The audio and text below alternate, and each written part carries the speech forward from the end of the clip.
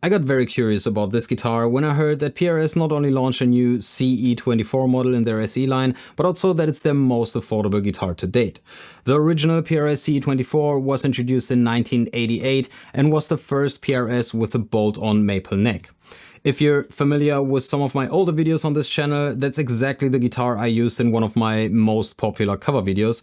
I unfortunately don't own that particular guitar anymore, but I used it for many years, and so I feel like I can at least give a fair comparison between the original and this new budget version. PRS is known for making some of the best guitars in the world, but also for having a hefty, yet in my eyes justified price tag on their instruments. So when PRS launched their SE or Student Edition line in 2001, I remember how excited I got because suddenly owning a PRS guitar wasn't so much out of reach when being a musician on a tighter budget. But now that they've released a guitar this cheap, one question naturally comes to mind.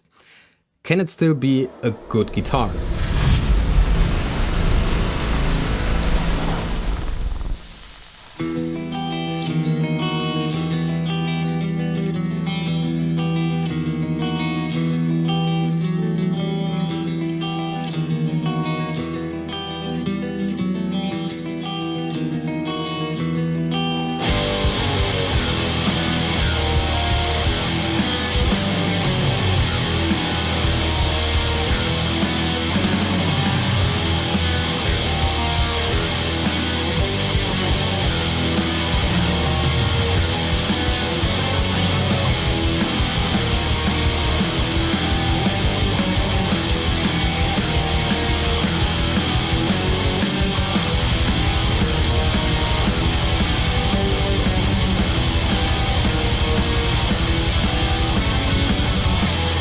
This is the PRS SE CE24 standard Satin, specifically here in the metallic gold finish. For disclosure, PRS lent me this guitar for this review. I do not get to keep it, no money changed hands, and PRS does not get any input on this video's production or gets to preview it before it's posted. This model is right now available in 6 different colors, so those who are familiar with my content might ask, why metallic gold? Most metalheads probably go for the charcoal finish straight away, but I think you can see here that even such an unconventional finish like this one looks really nice even for metal stuff and definitely helps you to stand out a bit more in the vast sea of all black metal guitars out there. What's cool is that it's not just gold painted over the wood, you can still see the grain through the finish, and this gives it a very unique aesthetic, which I like very much on such satin finishes in general. So what makes a good guitar? For me, it's these 5 things. Number 1, neck dive. Some guitars are built in a way that when you let go of the neck, it's too heavy or the overall construction just isn't well balanced, so the neck sinks down, hence the term neck dive. For me, this is one of the most important aspects of a guitar, to have no neck dive. That way I can fully focus on playing instead of constantly holding the neck in place with my left hand. The SE CE24 standard is perfectly balanced whether you play it standing with a strap or sitting on your lap, but that honestly came as no surprise since every PRS guitar I've owned or played has been perfectly balanced like this. Number 2, the neck profile. Guitar necks come in different shapes, some are thicker, some thinner, and it often comes down to personal preference or how you plan to use the guitar. This one is called wide thin, so definitely on the thinner side, but not ultra thin. For me, it's just right and allows for a superb playability in rhythm sections, but also for solos, even though I'm not much of a solo guy myself. Number 3, the type of pickups. Depending on the kind of music you want to play, it's essential to have the right pickups, whether it's single coils like on a Strat or humbuckers like here. For metal, it's safe to say that humbuckers are always the way to go, but mixing in some single coil tones every now and then can sound really cool, and that's why it's even more impressive that on this guitar you can simply pull up the tone knob and coil tap both humbuckers, giving you genuine single coil sounds. So the best of both worlds with an amazing tone and no volume drop in single coil mode.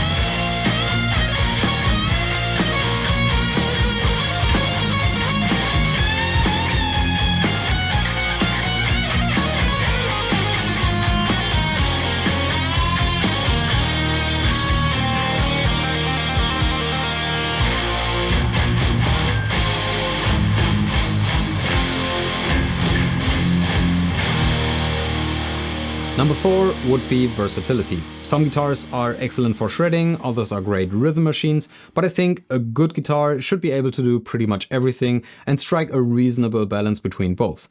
And I'm not just talking about tone, which, as we've just covered, this pickup system definitely delivers with a wide variety of sounds, but also when it comes to playing flexibility. For example, with many guitars that have a tremolo system, switching to a drop D tuning on the fly is either impossible or requires a full setup change. And if you go with a fixed bridge, you obviously lose the trem for those moments when you do want to use it in a song. PRS somehow just defies all logic and manages to combine both worlds. Even with the trem, you can drop tune, no problem, and it all stays perfectly in tune.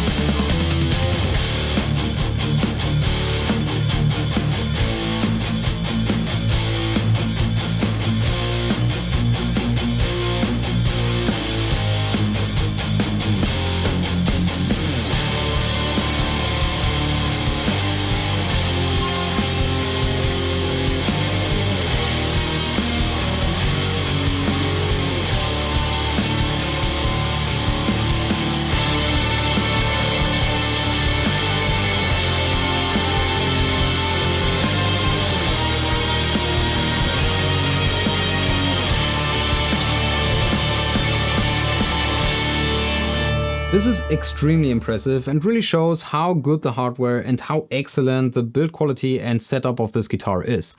Being able to change tunings on such a free-floating tremolo system, because yes, you can dive down and pull up on this trem without having to touch the springs in the back, that's just crazy to me.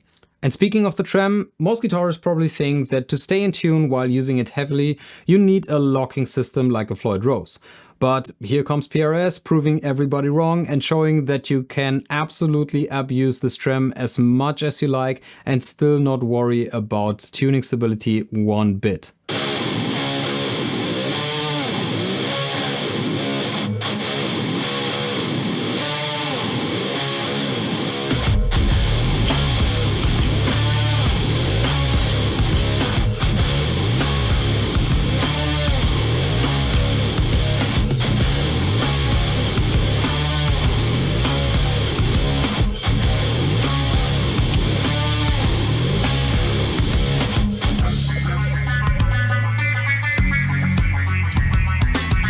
The last thing that makes a guitar good for me is aesthetics. That's of course completely subjective, but it's also what makes a guitar good for you. The more you love how your guitar looks like, the more you'll want to pick it up and play it. As a long-time PRS fanboy, I love that even with their more affordable guitars, you still get all the iconic visual features that make a Paul Reed Smith guitar stand out. First and foremost, the bird inlays of course, the distinctive headstock with the Paul Reed Smith signature, the hardware where you now also get the original PRS lampshade control knobs which look and feel fantastic, and of course the finish. PRS is known for their spectacular flame tops and bursts, but even on more subtle models like this Satin version, they still deliver a high-end, refined look that's hard to beat.